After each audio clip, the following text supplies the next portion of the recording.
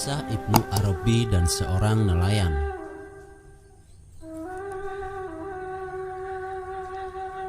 Dahulu di Tunisia, di sebuah gubuk yang sederhana dari tanah liat, tinggallah nelayan yang soleh. Setiap hari ia berlayar dengan perahunya untuk menangkap ikan.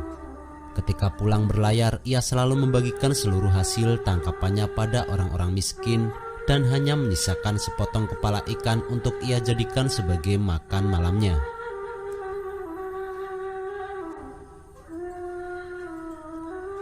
Nelayan soleh tersebut kemudian berguru kepada Syekh Besar Ibnu Arabi.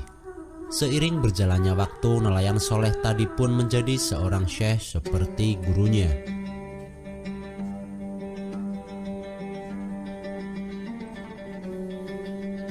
Suatu ketika sang nelayan menyuruh muridnya untuk mengadakan perjalanan ke Spanyol. Nelayan itu meminta sang murid untuk mengunjungi gurunya, yakni Syekh Ibnu Arabi, dan berpesan agar ia dimintakan nasihat untuk dirinya, sebab ia merasakan kebuntuan dalam jiwanya.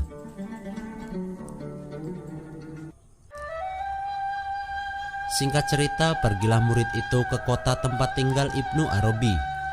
Kepada penduduk setempat, ia menanyakan tempat tinggal sang syekh besar itu. Orang-orang menunjukkan kepadanya sebuah rumah indah bagai istana yang berdiri di puncak bukit.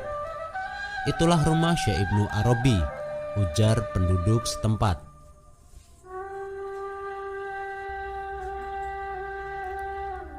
Murid itu dibuat terkejut.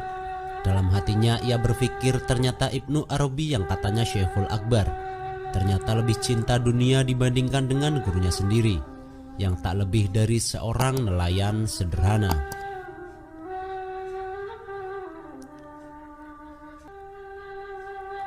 Dengan hati yang ragu, ia pun akhirnya pergi mengunjungi rumah mewah yang ditunjukkan.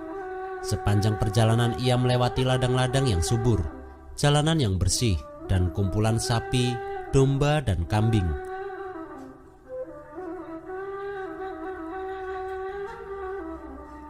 Setiap kali berjumpa dengan orang murid tadi bertanya dan selalu memperoleh jawaban bahwa pemilik dari semua ladang, lahan, dan ternak itu tak lain adalah Ibnu Arabi. Hatinya semakin bertanya-tanya, bagaimana mungkin seorang materialistik seperti itu boleh menjadi seorang guru sufi?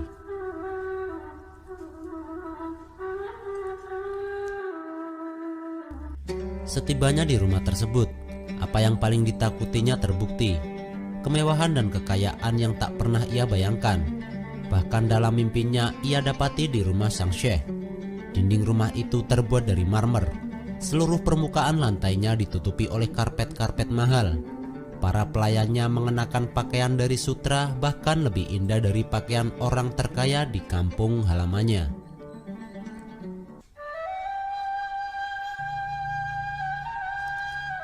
Murid itu lalu meminta untuk bertemu dengan sang Syekh Ibnu Arabi. Pelayan menjawab bahwa Syekh Ibnu Arabi sedang mengunjungi khalifah dan akan segera kembali. Tak berselang lama, ia menyaksikan sebuah arak-arakan datang.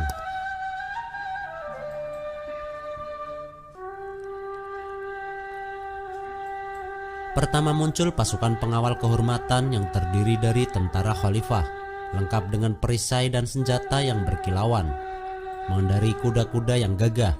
Lalu muncullah Ibnu Arabi dengan pakaian sutra yang sangat indah, lengkap dengan sorban yang lazim dipakai para sultan. Murid tadi lalu dibawa menghadap Syekh Ibnu Arabi. Para pelayan dari para pemuda tampan dan gadis cantik lalu membawakan kue-kue dan minuman.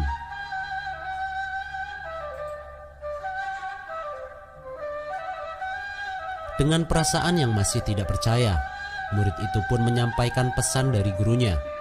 Namun ia semakin dibuat terkejut dan geram ketika Ibnu Arabi mengatakan kepadanya, "Katakanlah pada gurumu, masalahnya adalah ia masih terlalu terikat kepada dunia." Murid itu pun kemudian kembali ke kampungnya. Sang guru nelayan lalu dengan antusias menanyakan apakah ia sempat bertemu dengan Syekh Ibnu Arabi itu. Dengan penuh keraguan, murid itu mengatakan bahwa ia memang telah bertemu dengannya. "Apakah ia menitipkan kepadamu suatu nasihat bagiku?" tanya nelayan tersebut. Si murid awalnya enggan mengulangi nasihat dari Ibnu Arabi. Ia merasa bahwa Ibnu Arabi sangat tak pantas, mengingat ia betapa berkecukupan sedangkan gurunya sendiri dalam hidup yang berkekurangan.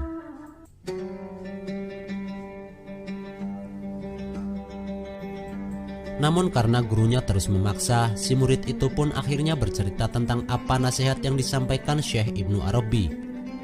Mendengar nasihat itu semua, sang nelayan itu pun berurai air mata. Muridnya menjadi tambah bingung dan keheranan. Bagaimana mungkin Ibnu Arabi yang hidup mewah bergelimang harta, lantas menasehati gurunya bahwa ia terlalu terikat kepada dunia.